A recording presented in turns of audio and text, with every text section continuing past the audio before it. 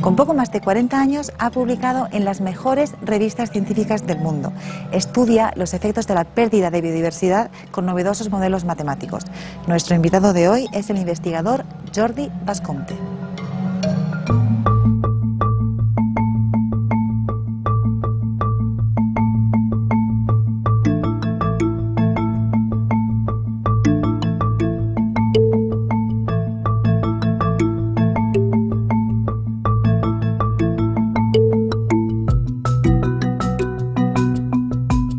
Yo creo que jugó un papel muy importante los programas de televisión de Rodríguez de la Fuente. Yo creo que eso fue quizá la influencia más grande que tuve en mi infancia. Yo estaba fascinado por esos programas que eran como una ventana al mundo natural, y más adelante ya eso fue adquiriendo, digamos, una vía más académica.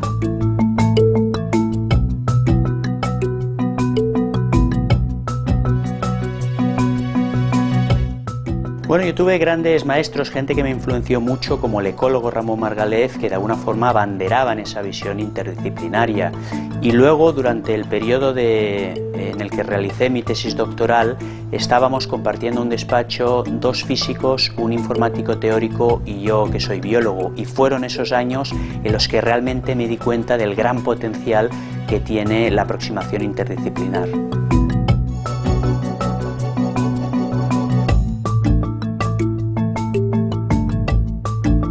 Esta crisis de biodiversidad que vivimos va a afectar seriamente y está afectando la calidad de nuestra especie. Por ejemplo, de la biodiversidad depende el aprovisionamiento de alimentos, el control del microclima y la polinización de campos. Sin esa biodiversidad, nuestra calidad de vida va a ser mucho menor.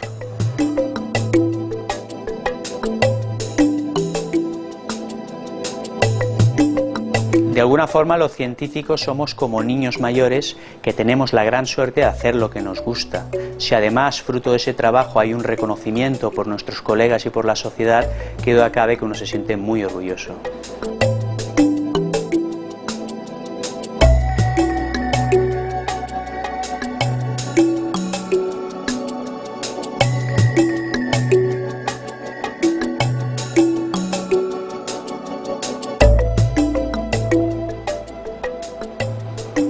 Buenas tardes y bienvenidos a nuestro programa. Hoy tenemos con nosotros a un biólogo especial, un biólogo que mira la naturaleza de forma diferente a como lo hacen la mayor parte de sus colegas. En vez de microscopio, él usa matemáticas, ordenadores y física. Buenas tardes, Jordi. Buenas tardes, Mónica. Tu campo de estudio es la biodiversidad. Biodiversidad es un término que se usa mucho, pero no sé si está bien definido. ¿Qué es exactamente la biodiversidad? Bueno, biodiversidad tiene muchas dimensiones. Normalmente cuando pensamos en biodiversidad pensamos en riqueza de especies, en número de especies, pero también es importante cómo esas especies interaccionan, los procesos que esas comunidades llevan a cabo, la diversidad genética, es decir, que hay una serie de dimensiones a ese concepto. Muy a menudo solemos tener la sensación de que el hombre como especie estamos fuera del ecosistema global. Pero esto no es así. También nosotros dependemos de otras especies y dependemos de la riqueza de la biodiversidad. Totalmente. Yo creo que tener eso en cuenta nos ayuda un poco a darnos cuenta de la importancia de la crisis de la biodiversidad que vivimos, ¿no? El ser humano no es independiente. Tenemos solo que recordar que dependemos como especie, nuestra calidad de vida depende mucho de los servicios que proporciona esa biodiversidad. Por ejemplo, servicios en términos de control del microclima, servicios en términos de provisión de alimento, de provisión de agua potable, de polinización de nuestros campos agrícolas. Es decir, con la pérdida de biodiversidad va a disminuir muchísimo nuestra calidad como especie. Este es el Año Mundial de la Biodiversidad. ¿Cuál es tu grado de optimismo respecto a la capacidad de la especie humana de preservar esta biodiversidad? ¿Vamos a conseguir mantenerla como lo más rica posible o nos vamos a tener que conformar con un mínimo que nos permita sobrevivir? Bien, si miramos a las cifras, y hace poco salió un artículo en la revista Science que un poco hacía balance de hasta qué punto habíamos logrado los objetivos que nos habíamos previsto para este año 2010, objetivos de intentar paliar un poco esa pérdida de biodiversidad, intentar revertir esa tendencia. Si miramos las cifras, la conclusión es bastante negativa, ¿no? No hemos sido capaces de disminuir esa pérdida. La pérdida de biodiversidad continúa y con ella la pérdida de servicios que proporcionan los ecosistemas, ¿no? Yo creo que al ser el año este de la biodiversidad es un momento importante para tomar conciencia de cuán importante es la biodiversidad y para intentar, digamos, dar un paso, afianzar ese paso para tomar medidas mucho más prácticas, mucho más efectivas, ¿no? La situación es negativa, los números, estamos en números rojos, si habláramos siguiendo un símil de finanzas, pero qué duda cabe que todavía tenemos la oportunidad de revertir eso. Ese es el momento y depende de nosotros. Ponos ejemplos. ¿Qué ecosistemas ahora mismo están más en peligro? Yo creo que hoy en día la pregunta debería ser al revés. ¿Hay algún ecosistema que no esté tocado por la influencia del hombre? Yo creo que ahora mismo no hay ningún ecosistema en el que no se pueda medir la huella profunda del ser humano, ¿no? El efecto del ser humano, sea en términos de contaminación, sea en términos de destrucción del hábitat, sea en términos de defaunación, sea en términos de invasiones biológicas, se deja sentir en todas partes, ¿no? Quizá a nuestro alrededor los ecosistemas mediterráneos, pero también ecosistemas tropicales, son algunos en los que esa huella es más manifiesta. No hay forma de dar un mensaje más positivo, salvo lo que acabas de decir, que aún estamos a tiempo de revertirlo. Yo creo que eso es el único mensaje positivo, ¿no? Yo creo que engañaríamos si dijéramos que la situación es buena, la situación es realmente mala. Hemos estado actuando de una forma totalmente, digamos, sin previsión de lo que va a pasar en el futuro, ¿no? Y ahora por primera vez nos damos cuenta que perder la biodiversidad no solamente implica vivir en un medio más aburrido, vivir en un medio menos diverso, implica que vamos a dejar un sistema donde de nuevo nuestra capacidad de vivir como especie se va a ver seriamente dañada. En el vídeo que acabamos de ver hemos visto que mencionabas la serie El hombre y la tierra como la que te inspiró para dedicarte a la biología. Háblanos de esa parte tuya de niñez. Claro, yo creo que ahí no soy nada original. Como tanta gente de mi generación, el programa de divulgación de Félix Rodríguez de la Fuente tuvo una influencia impresionante, ¿no? Yo creo que eso habla a favor de la divulgación, habla a favor de hablar de ciencia al público general, ¿no? En mi caso yo debía tener 12, 13 años cuando veía esa serie, y esa serie tuvo, digamos, me marcó profundamente, ¿no? Yo en esa época, como a menudo digo, decía que yo me quería dedicarme a eso de mayor. Todavía no conocía la palabra biología, todavía no sabía cómo se estudiaba eso, pero yo quería ser como Rodríguez de la Fuente. Eso fue una influencia muy grande y muy temprana. Bueno, ¿y se parece tu vida ahora a la de Rodríguez de la Fuente? En ciertos aspectos sí, pero es muy diferente. Yo creo que también eso es lo bonito de la trayectoria de uno, ¿no? Aunque tengas un poco claro en lo que quieres dedicarte, de alguna forma, pues tu propia trayectoria pues se va desplegando y va yendo hacia direcciones que no sospechabas, ¿no? Se parece en el sentido de trabajar en cuestiones de diversidad, en cuestiones de conservación, no se parece en el contexto en el que lo hago y con las herramientas con las que lo hago. ¿Sales al campo mucho? Salgo al campo menos de lo que me gustaría. Realmente la mayor parte de mi trabajo es en la oficina, analizando bases de datos, generando modelos de simulación, pero siempre tenemos un componente de campo y me gusta, aunque sea un par de semanas al año, pues salir al campo y seguir teniendo esa inspiración del mundo real. Es que tu forma de abordar la biología realmente es poco frecuente, ¿no? Estudias los ecosistemas, estudias las redes que conectan las especies entre sí, y donde otros biólogos ven el animal, tú lo que ves es casi una ecuación. Sí, en cierta medida lo podrías llamar así, ¿no? Un poco la razón de eso es que hoy en día vivimos retos tremendamente complicados, por ejemplo, los retos de predecir qué pasará con la biodiversidad a medida que la huella humana siga creciendo, ¿no? Ante esos retos, como ciencia, la ecología tiene una capacidad de predicción muy pequeña. La ecología ha sido muy buena describiendo, sabemos cuántas especies viven en un sitio, sabemos cómo esas poblaciones oscilan a lo largo del tiempo, pero en cambio sabemos poco que nos permita hacer predicciones, que nos permita contestar a este tipo de preguntas a los que nos enfrentamos.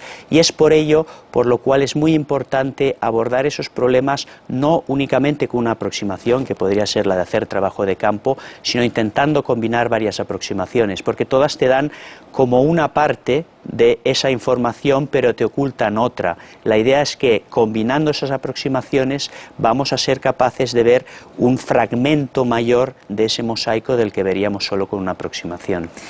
¿No pierdes un poco de romanticismo al transformar un trabajo de campo, de cuaderno, apuntar lo que ves, en un programa informático? En absoluto, fíjate que ese es un proceso muy creativo.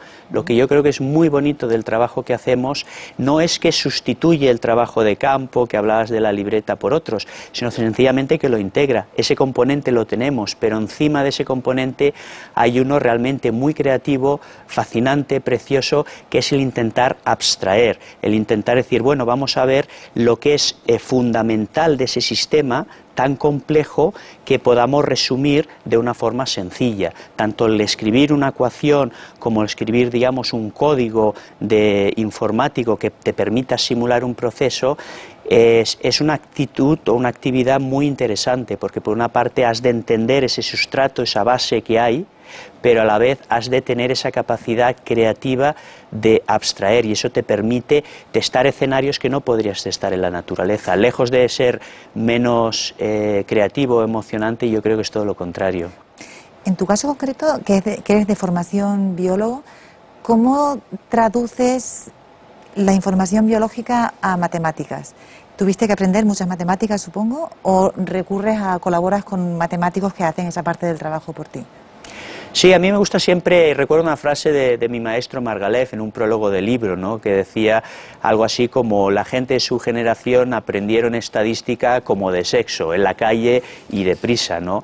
Yo realmente nunca tuve una formación matemática seria, lo que pasa que a medida que me iba introduciendo ante esos temas, a medida que intentaba abstraer y hacer teoría, pues fui trampeando un poco, por decirlo de una forma vulgar, y aprendiendo cosas que me permitían conseguir lo que necesitaba. Nunca tuve la sensación de hacer, digamos, un aprendizaje profundo, y ahí tuve mucha suerte porque, de nuevo, tuve la oportunidad de aprender de colegas, de aprender de maestros que he tenido, y en ese sentido el aprendizaje en ciencia es mucho más sencillo, ¿no?, porque de nuevo es una red social donde puedes, digamos, beneficiarte de lo que otros conocen mucho mejor que tú. Hay un punto importante en tu biografía, que es cuando en el año 2004 recibes el premio EURGI a jóvenes investigadores. Eso nos da pie a preguntarte cómo ves tú la situación de los investigadores jóvenes ahora en España, jóvenes en el sentido de que están empezando su carrera. España es un país muy interesante porque todavía es un país, digamos, en transición. Por una parte hay todavía reductos de esa forma de trabajar en España, que es una forma, digamos, poco competitiva, poco flexible, con poco apego a la ciencia, y qué duda cabe que eso todavía nos está lastrando. Pero a la vez yo creo que ahora, por primera vez en nuestra historia, tenemos una masa crítica de jóvenes investigadores muy buena. Estamos hablando de gente que están liderando campo, estamos hablando de gente que están a la altura de los mejores investigadores que pueda haber en todo el mundo. Esos investigadores están en España, esos investigadores se han criado científicamente fuera, son gente que piensa de forma global, son gente que piensa de forma moderna, son gente que tiene su red de interacciones con otros colegas. Yo creo que ahora el momento es excepcional, solo necesitaríamos mejorar un poco lo que todavía no tenemos, es decir, tener una carrera científica sólida, tener una flexibilidad que nos permita hacer ciencia como la ciencia que hace un colega nuestro en Princeton o en Harvard. Si eso se da, y de nuevo yo creo que estamos en una situación en la que hemos de aspirar a conseguir eso, yo creo que daremos un salto cualitativo a la ciencia en España. Lo vas a poder valorar de forma particularmente privilegiada puesto que este año te han nombrado miembro del Consejo Editorial de la revista Science, que es de las más importantes, las publicaciones científicas más importantes en el mundo. Eso significa que vas a estar en el lugar donde se cuece la ciencia. ¿Esto es correcto? Correcto, sí. De una forma, Science o su homóloga europea, Nature, ¿no?, representan las revistas interdisciplinares donde se publican los descubrimientos más importantes. Estamos hablando, por ejemplo, del descubrimiento de la doble hélice de DNA, estamos hablando del descubrimiento que vincula la caída de un cuerpo extraterrestre con la extinción de los dinosaurios, estamos hablando del reciente descubrimiento de Craig Venter y su equipo con la célula sintética. Queda cabe que estar en el comité editorial de Science es estar junto a un panel de gente impresionante. Yo a veces digo a amigos y colegas que no deja de sorprenderme cuando nos envían un mensaje a todos los que estamos en ese comité, ver la lista de direcciones de email con tantas direcciones en Harvard, en Yale, en Princeton, y que haya una que sea pues la estación biológica, otra en el Consejo, porque ahora somos dos investigadores españoles, Óscar Marín también del Consejo, y que duda cabe que eso pues es una satisfacción muy grande. Yo creo que una noticia muy buena para la ciencia en general. Eso trasciende, digamos, el hecho que Óscar y yo estemos ahí, porque yo creo que eso habla del grado de madurez ya de la ciencia española. ¿Podrías decir, después de tener contacto con estos investigadores de la élite en áreas muy diversas, que hay algo en común a todos ellos? Sí, yo creo que hay en común algo que todavía yo creo que hemos de recordar en España, ¿no? Son gente que han apostado por una idea, son gente valiente, son gente que hace lo que quieren, pero además es gente que cree en la excelencia, es gente que se han beneficiado de un sistema científico en el cual si tú eres bueno y vales, vas a conseguir muchas más cosas. Yo creo que esa idea todavía no ha permeabilizado en España. Yo creo que tenemos todavía que tener en cuenta que la ciencia, digamos, es una empresa muy complicada en la que no todo el mundo hacemos las mismas contribuciones y que, por tanto, por ejemplo, no debemos repartir los recursos de forma igualitaria. Tenemos que todavía aprender a repartir con información, es decir, hay grupos en España muy buenos que hacen un trabajo de élite, esos grupos merecen tener todos los recursos. Jordi, vamos ahora a hacer una pequeña pausa en la entrevista y vamos a ver un vídeo en el que se habla de tu tema de investigación y de algo que se ha llamado la arquitectura de la biodiversidad. El año 2010 ha sido el año de la biodiversidad y los científicos están buscando nuevas estrategias para conocer y conservar esta riqueza natural. Una de ellas es estudiar no solo las especies una a una, como se ha hecho tradicionalmente, sino también las relaciones que existen entre ellas. Las interacciones ecológicas constituyen una parte fundamental de la biodiversidad, además de las especies que hay en un ecosistema natural. Constituyen una parte fundamental porque serían como las vigas o estructuras que conectan los ladrillos o muros que hay en un edificio y serían, por tanto, como la arquitectura de la biodiversidad. Entender esta estructura es la clave para predecir cómo de frágil o de robusto va a ser el edificio de un ecosistema. También nos ayudará a entender cómo el sistema se comportará frente a la pérdida de una o de varias especies. Es muy importante entender cómo se estructura toda esa complejidad ecológica, porque de ello va a depender nuestras posibilidades de predecir cuáles serían las consecuencias de pérdida de especies o de pérdida de interacciones que son clave para el sostenimiento de esos ecosistemas. El estudio de las redes ecológicas ha dado un paso más al integrar herramientas utilizadas desde hace años por sociólogos, físicos, matemáticos y biólogos. El trabajo de campo se une al estudio de modelos teóricos o al desarrollo de simulaciones con ordenadores. Una perspectiva múltiple capaz de analizar sistemas ecológicos de gran complejidad. Nuestro equipo trabaja incorporando técnicas que provienen y herramientas que provienen de otros campos de la ciencia, como por ejemplo de la matemática o de la física de sistemas complejos.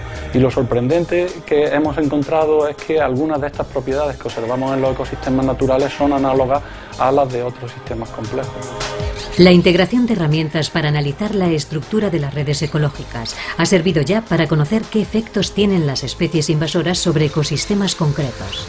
Además, parte de este trabajo se ha utilizado para analizar cuál es el riesgo de que un sistema financiero colapse, o lo que es lo mismo, cuál es su estabilidad ante la desaparición de uno de los puntos de la red. Las interacciones ecológicas serían análogas a interacciones que se dan en otros sistemas complejos, por la sencilla razón de que en ambos casos, en todos estos casos, son sistemas constituidos por un alto número de elementos que interaccionan entre sí, como por ejemplo las entidades financieras con las transferencias de fondos que ocurren entre ellas. Al igual que si queremos entender la conciencia humana, no podemos mirar solo a una neurona. Para comprender cuál es el funcionamiento de un ecosistema, es esencial mirar el mapa de relaciones entre sus elementos. El estudio de las redes ecológicas ha dado un paso de gigante para empezar a entender sistemas como estos, de enorme complejidad.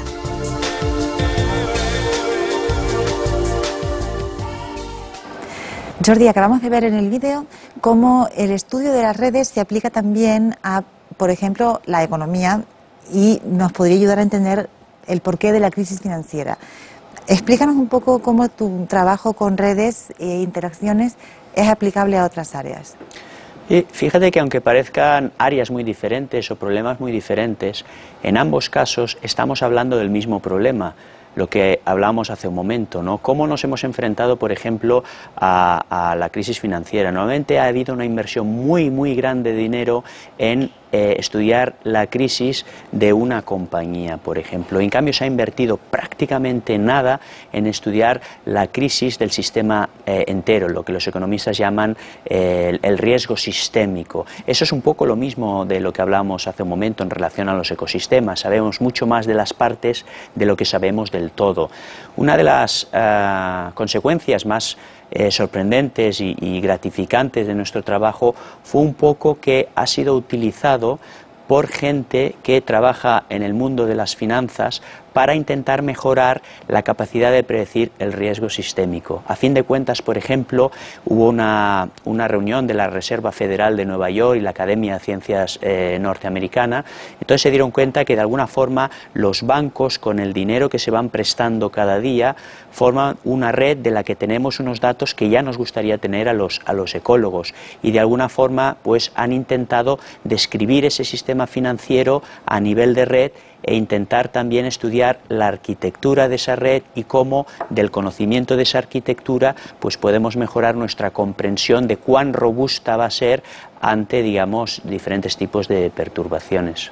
Ponnos un ejemplo muy preciso, bueno, muy concreto, de recursos que se presten unas especies a otras. A mí se me ocurre rápidamente uno muy sencillo, que no sé si es correcto, que se da además cerca de donde está vuestra, bueno, en Doñana, que es el papel del conejo como especie central.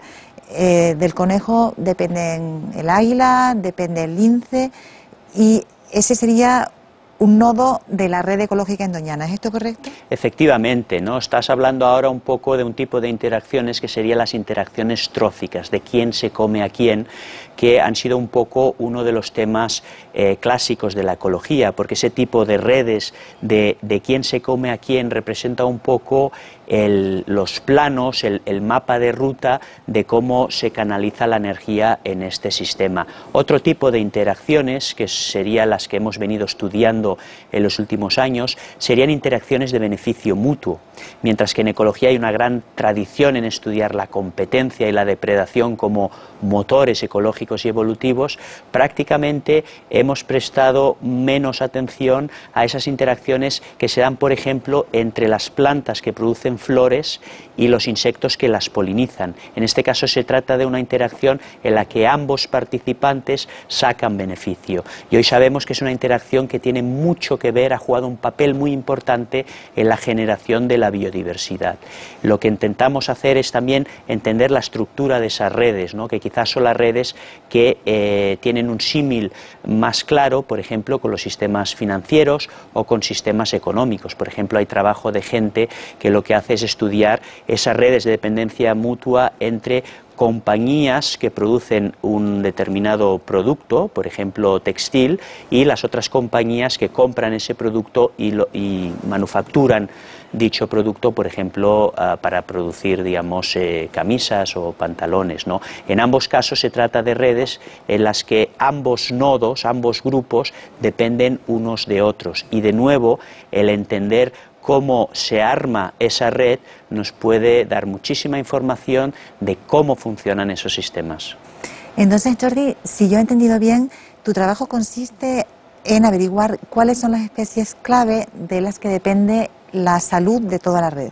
Sí, correcto. Nuestro trabajo consiste un poco en describir la arquitectura de esas redes y ver qué especies juegan un papel más importante. Y de hecho esas redes ecológicas comparten propiedades con otras redes que no son ecológicas, como la red de Internet, por ejemplo, redes de regulación genética, que a pesar de las diferencias en los detalles son siempre redes funcionales, son redes que han de ser robustas ante perturbaciones. Y esa robustez viene dada por unas pocas especies que tienen un papel muy grande, serían, si tú quieres, como el pegamento que mantiene a esa red cohesionada. Es lo que nos permite pasar de esa colección de especies en un museo a algo funcional, a una red coherente, a una red funcional que proporciona una serie de beneficios. Y podemos identificar cuáles son esas especies, de forma que si esas especies desaparecieran, aun siendo un número muy pequeño, pueden provocar un colapso de la red entera.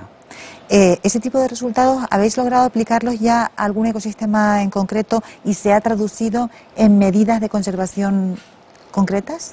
Sí, el trabajo que realizamos en mi grupo es un trabajo más básico, pero ahora mismo una de las señales, digamos, del éxito de esa aproximación o de la madurez de esa aproximación es que hay muchos grupos, tanto en España como a nivel internacional, que están dando un paso más, es decir, están tomando prestada esa analogía de red, ese tipo de descripción de red, y lo están aplicando a cuestiones más aplicadas. Un ejemplo concreto sería el problema de las invasiones biológicas, ¿no? ¿Qué pasa cuando en una comunidad aparece una especie de planta nueva?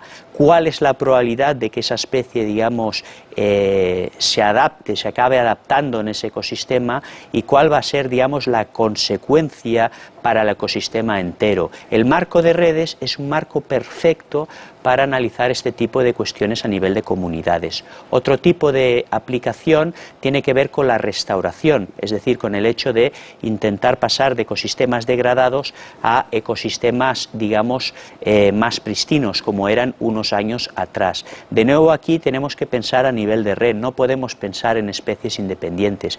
Y hay grupos de investigadores, principalmente en Inglaterra, que lo que hacen es prestar de nuevo, tomar prestadas esas herramientas, esa analogía de red, para hacer, digamos, esa restauración más efectiva. ¿El caso de las invasiones que has dicho es un problema que en España nos afecta especialmente? Sí, es un problema en España muy importante. Hay ejemplos, digamos, dramáticos de invasiones, pero no es solo un problema de España. Yo creo que la idea de las invasiones, el problema de las invasiones, es que es como tantos problemas, ¿no?, de lo que se ha dado en llamar el cambio global, es un problema globalizador, ¿no? Concretamente ahora el ser humano, debido a su movimiento, tanto el movimiento de individuos de un continente a otro, como el movimiento de mercancías, eso supone un vehículo por el cual nuevas especies puedan introducirse, ¿no? Aunque la gente piense que tener una especie más pues puede ser hasta bueno, porque incrementamos la biodiversidad, eso puede tener consecuencias nefastas, ¿no? Porque son especies que no han evolucionado en el seno de esas comunidades y pueden acarrear consecuencias ecológicas muy grandes, como la extinción de muchas otras especies con las que compiten, por ejemplo. Ponnos un ejemplo, Jordi. Siempre te pido ejemplos, pero es que nos ayuda a entender. Bueno, hay muchos ejemplos de invasiones, ¿no? Quizá un ejemplo paradigmático sería el conejo en Australia, ¿no? Cuando se lleva el conejo en Australia, aun siendo una especie, digamos, que en Europa había vivido durante miles de años, sacado de ese contexto, llevado a un sitio nuevo en el que no hay depredadores, en el que no tienen enemigos naturales y parásitos, experimenta un crecimiento brutal y supone, por ejemplo, pues la destrucción masiva de ambientes naturales y también una plaga tremenda para la agricultura, ¿no? Yo creo que todos hemos visto esas imágenes de agricultores persiguiendo centenares de conejos. Es una imagen muy gráfica del gran poder dañino que pueden tener las invasiones biológicas. ¿No hay ningún ecosistema que sea realmente independiente de otro? Pienso en la selva tropical y el desierto. Son realmente tan distintos y están tan distantes que resulta difícil de creer que puedan llegar a estar interrelacionados. Ciertamente es muy difícil, son sistemas totalmente diferentes, son sistemas que están distribuidos geográficamente con grandes distancias, pero hoy en día sabemos que actividad nuestra, por ejemplo en Europa, se empieza a identificar, por ejemplo en la Antártida, ¿no? Hoy en día sabemos que esos procesos, digamos, de influencia al ser humano tienen lugar a una escala tan masiva que ya no son procesos locales, sino que son procesos globales, son procesos que se producen en un sitio, podemos estar contaminando en un país y el efecto de esa contaminación se puede sentir en el otro extremo del mundo, ¿no? Yo creo que eso es de nuevo esa idea de la globalización de la influencia del ser humano. Si llegas a tener un modelo realmente preciso y bueno de un ecosistema, ¿puedes llegar a predecir qué especie va a ser la que más va a sufrir con un determinado cambio, por ejemplo el cambio climático ahora? Estamos todavía lejos de tener, digamos, una capacidad predictiva tan buena como para hacer ese tipo de predicción de forma rigurosa.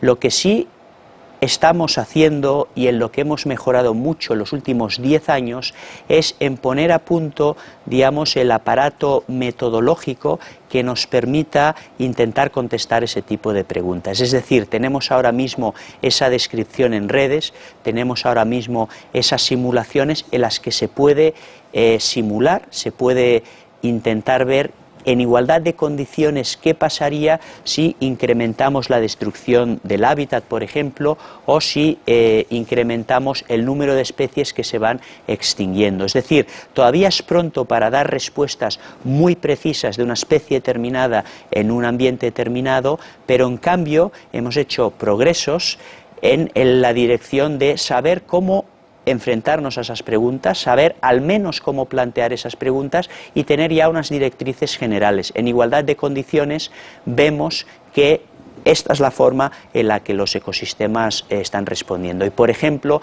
hemos aprendido y sabemos ya que los ecosistemas no responden de forma gradual a esas perturbaciones. Es decir, no hay una relación causa-efecto proporcional, sino que a menudo esos ecosistemas suelen aguantar muy bien las perturbaciones hasta llegar a un punto crítico en el cual un incremento ligero de esa perturbación puede llevar a ese sistema a un estado de organización tremendamente diferente. Jordi, ¿por qué la flecha de la biodiversidad parece ser como la del tiempo, que tiene solamente una dirección, que es de más a menos? ¿No es posible que se creen especies nuevas al ritmo tan rápido como se destruyen? Bueno, eso depende un poco de la escala de tiempo a la que veamos el problema, ¿no? Si, por ejemplo, vemos la escala de todo el registro geológico, los 3.800 millones de años de evolución en el planeta Tierra desde que aparece la vida, efectivamente al principio hay una gran diversificación porque empezamos pues con un número muy limitado y hay mucho espacio para incrementar ese número, pero también vemos episodios en los que esa biodiversidad se recorta, por ejemplo, durante los episodios de extinción en masa. Es decir, que hay una combinación de momentos en el tiempo en el que se incrementa la biodiversidad y momentos también en el que se decrece. Lo que pasa es que ahora estamos mirando el problema a una escala de tiempo mucho más corta. Estamos mirando una escala de tiempo de unos pocos centenares de años. Eso no es nada en términos del registro geológico. Y no obstante, en esa escala de unos pocos siglos, estamos viendo unos cambios tan profundos en la organización de la Tierra que son cambios que igual necesitarían miles de años o incluso millones de años. Entonces, a esa escala tan pequeña, la dirección predominante es sin duda la de la pérdida de biodiversidad. Eso no quiere decir que los procesos evolutivos no continúen y continuamente hay procesos que tienden eventualmente a la especiación, a la formación de nuevas especies. Eso permanece. Lo que pasa que el tiempo al cual esos procesos tienen lugar, es un tiempo muchísimo más largo del tiempo tan acelerado al cual la biodiversidad desaparece por efecto del ser humano. En la situación actual en la que la presión del hombre es tan intensa como estamos viendo, ¿a qué especies estamos favoreciendo?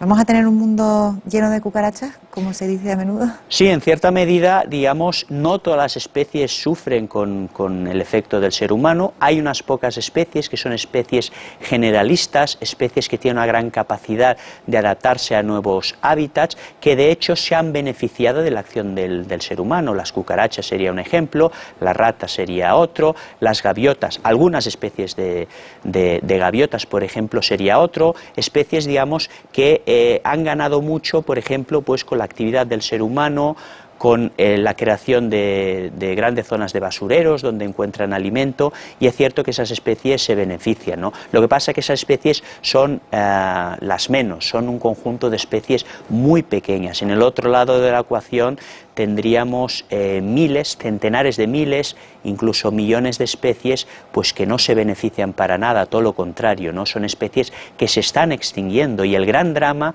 es que estamos extinguiendo especies a una tasa tan grande, y muchas veces especies que todavía no hemos identificado, ¿no? Es de alguna forma como si tuviéramos la biodiversidad fuera un gran libro, todavía no hemos tenido el tiempo de leer algunos pasajes de ese libro y estamos perdiendo ya no páginas enteras, sino capítulos enteros, ¿no? Eso es una tragedia porque jamás vamos a poder revertir esa situación.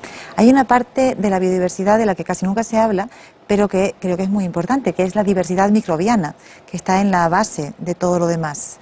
Se incluye, por supuesto, en todo el planteamiento que vosotros hacéis, ¿no? Es cierto, fíjate que de alguna forma es lógico, ¿no? Hemos empezado describiendo, observando lo que es más evidente a nuestro alrededor, ¿no? Por ejemplo, en ecología ha habido una gran tradición en estudiar a aves, describir las aves, los procesos de competencia, los procesos de segregación de nicho, etcétera.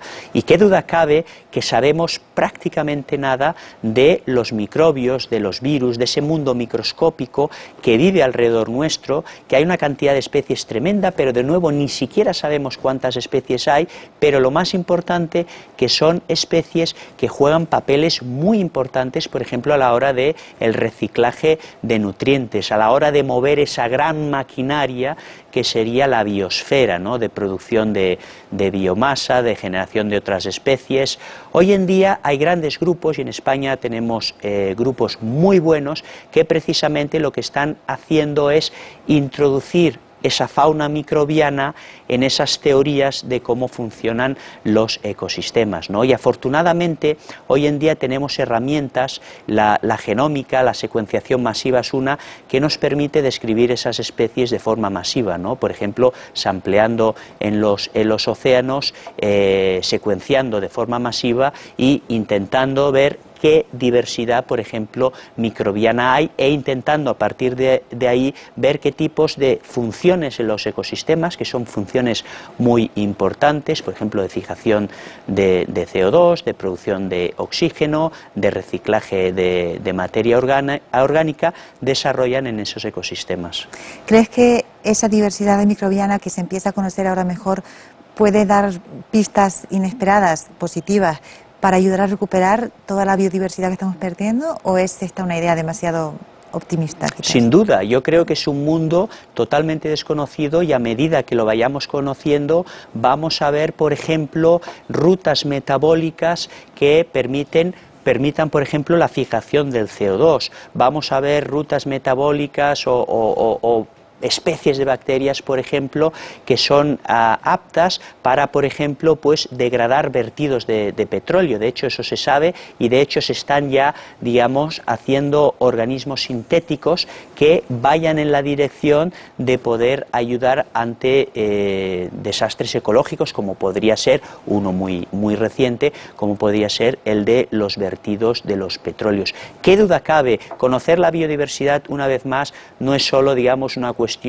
de describir lo que hay a nuestro alrededor, es la mejor estrategia para mejorar nuestra lucha contra enfermedades como el cáncer, nuestra mejor estrategia para mejorar en nuestra lucha por mejorar el medio ambiente, por de alguna forma recuperar ecosistemas a los que hemos dañado demasiado. Hay muchísimas cosas que no sabemos todavía y eso es lo que hace, digamos, el proceso científico tan fascinante, ¿no? Seguramente en los próximos 2 años, 3 años van a haber resultados, descubrimientos ahí espectaculares que van a cambiar de forma profunda la forma en la que vemos los ecosistemas, pero también van a ayudarnos en cuestiones mucho más prácticas. Hay un término que ha aparecido al principio de esta entrevista que es creatividad y que creo que realmente puede contribuir mucho al avance de la ciencia tal como nos la has contado. Y tengo entendido también que hay un aspecto de tu personalidad que resulta muy creativo, también muy divertido, que es la magia. Háblanos un poquito de esa parte más personal. Sí, efectivamente, siempre he tenido mucho interés por la magia. Unos años atrás estaba bastante metido, incluso algunas veces en charlas acababa haciendo algún truco de magia. No hace mucho me han invitado en febrero de este año a dar una conferencia plenaria al Congreso Anual de la Sociedad Ecológica de Holanda y esa invitación tenía truco porque me pedían también, en paralelo a dar la conferencia plenaria, pues con un colega mío ahí, un gran amigo que es Martin Scheffer, que es músico, los dos organizar, digamos, un espectáculo de magia y música, ¿no? Es un componente muy bonito. Yo creo que todos los científicos tenemos, digamos, otros intereses, porque por naturaleza somos gente muy curiosa, somos, como a veces digo, niños neoténicos, niños que nos hemos quedado en estado de niñez en edades mucho más grandes, y qué duda cabe que la ciencia, pero también la magia o cualquier otra forma de creatividad, muchos colegas son músicos y algunos músicos muy buenos, otros escriben ficción, qué duda cabe que todas esas son diferentes formas de canalizar esa creatividad. Y lo que creo que es muy interesante es que la gente entienda que la ciencia, que a menudo se ve como algo muy frío, como el hombre mayor con bata blanca que lo que hace pues es sumas y restas y analizar datos, tiene un componente creativo brutal. Las grandes teorías, de hecho, surgen de mentes muy brillantes que lo que hacen es hacer el mismo proceso creativo que pueda hacer, por ejemplo, pues un artista, un músico, un escritor. Y yo creo que eso es un componente muy bonito de la ciencia y lo que hace que la ciencia se pueda hermanar con otras actividades, como por ejemplo la de la magia, ¿no? La ciencia es mágica y la magia tiene un componente científico también, matemático, psicológico, muy importante. No te podemos pedir que nos reproduzcas el truco, pero ¿cuál es tu truco favorito? O al menos ¿qué ámbito? ¿Cartas o hacer desaparecer cosas? ¿Qué prefieres? Bueno, digamos que la forma de magia que más me gusta, la aproximación, sería la magia de cerca, principalmente con naipes, y de nuevo en España, así como en ciencia, yo creo que es ahora cuando empezamos a tener esa masa crítica y potencial para dar un salto cualitativo en los próximos años. En magia, en cambio, hay una escuela impresionante. Ascanio ha sido uno de los grandes maestros, por supuesto Juan Tamariz, Miguel Puga mucho más recientemente. Yo creo que en España tenemos una escuela de cartomagia, que es una parte de la magia que juega, digamos, con naipes, pero también con monedas, que es particularmente interesante porque se basa mayoritariamente en la habilidad, a diferencia de la magia escénica, por ejemplo, en la que hay más artefactos. Jordi, hablando de magia y tal como está la situación ahora, ¿crees que realmente es casi lo único que nos puede salvar de cara a tener una biodiversidad rica? Yo diría que la magia es importante y tenemos que tenerla, porque la magia es de alguna forma lo que nos mueve a hacer cosas que parecen muy difíciles, pero a la vez yo creo que tenemos que canalizar esa ilusión, si tú quieres, que está encapsulada por digamos, la idea de la magia, con un uso racional del conocimiento que hemos venido adquiriendo. Yo creo que combinar ese conocimiento que ya tenemos sobre cómo funcionan los ecosistemas, sobre cómo la biodiversidad se va erosionando por la acción del ser humano, con ese espíritu creativo, ese optimismo, esa creatividad que va más descrita por la magia, es lo que sin lugar a dudas nos va a permitir el poder hacer un avance significativo en esa dirección. Muchas gracias, Jordi, por hablarnos de estas ideas que resultan tan brillantes y por recordarnos lo importante que resulta la biodiversidad para nuestras vidas. Gracias a vosotros, ha sido un placer. Y muchas gracias a ustedes también por acompañarnos. Esperamos tenerles otra vez pronto con nosotros.